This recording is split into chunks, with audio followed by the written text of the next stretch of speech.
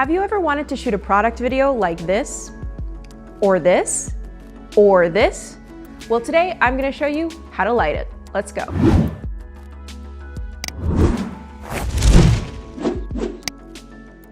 You've probably seen a lot of product commercials in your lifetime, and some of them could look a little bit complicated, but they don't have to be, and that's what I want to show you today. Let's take a look at the first setup.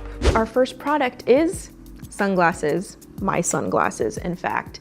As you can tell, sunglasses are reflective, and that's exactly why I wanted to use them. We wanted to double down on that reflection by doing a piece of black plexiglass. And when you place your product on that, it creates a double reflection, an upside down mirror. Any lights outside, any windows, black them out. Even put up black flags right next to your camera. The main lights that we have lighting our product are these 2-foot quasar tubes. When the product spins, you'd be able to catch the reflection on both sides, but also cross-lighting a product like this allows there to be darkness in the middle, so having a little bit of a higher contrast ratio. I also introduced a 120D2 with a light dome mini right up in front and to the right of the product. I wanted a nice circular light so that reflection could be circular. The light dome mini also has these spikes that come out all over the edge. So I took gaff tape, black gaff tape, and I placed it all over the edge, and you can really focus on that reflection instead.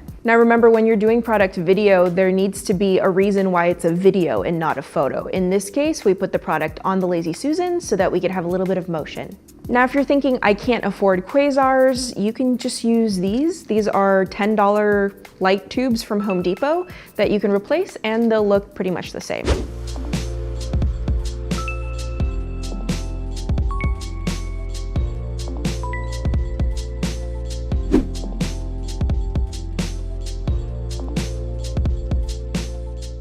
So our next product is this. It is hand cream, and I picked it because it is still reflective and you still have to deal with reflections. This is your basic top-down shot. Top-down just means the camera is directly above the object or the subject of the frame. How are you gonna light something if the camera is blocking your lighting? Well, your lighting has to be big and it has to be soft. Otherwise, you're gonna catch the camera shadow in your shot. In this case, we had two 300Ds aiming straight up at a 4x4 bounce board, but really you can use any type of lights you want.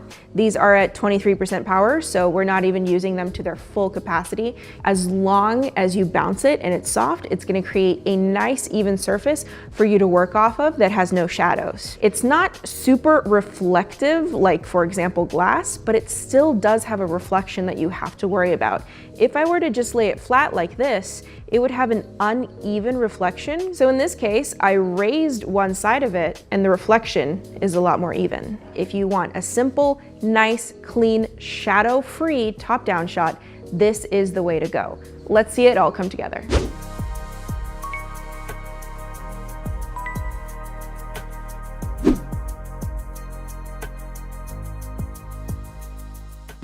For our last setup, I wanted to feature an upcoming Aputure product, the 300X Light, and this. This is a syrup slider genie.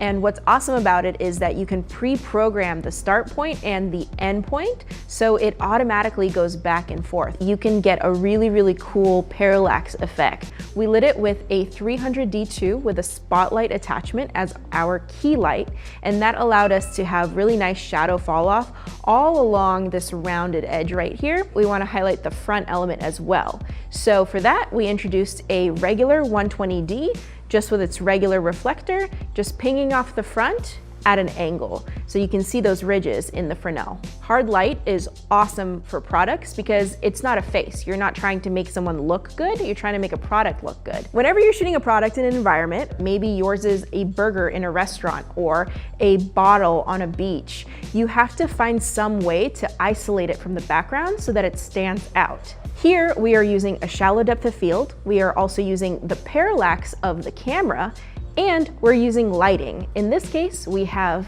our rim light is a 120D2, and it is up high so that it's not actually playing in our scene as one of the lights that you see practically. And we also use these barn doors to close it up a bit so it wouldn't flare in the camera. When you have a really busy background like this one, all of those details can get muddled together and the lighting can be quite flat. So in order to break up that background and break up that darkness, we have a 120D2 here with barn doors.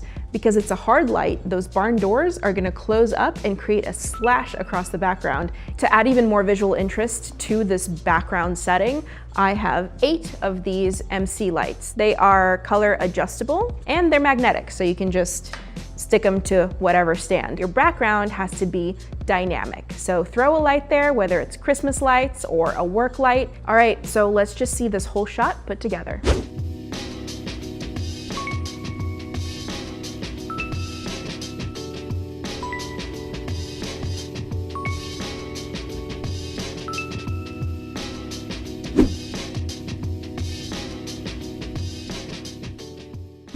Whenever you need to shoot a product, the first thing you look at is, what is that product? And what's the best way to shoot it? Then you decide, how are you gonna light it? Number 1, make sure that you take a look at the reflections. If it's a reflective product, any light you shine at it is going to immediately show up on the surface.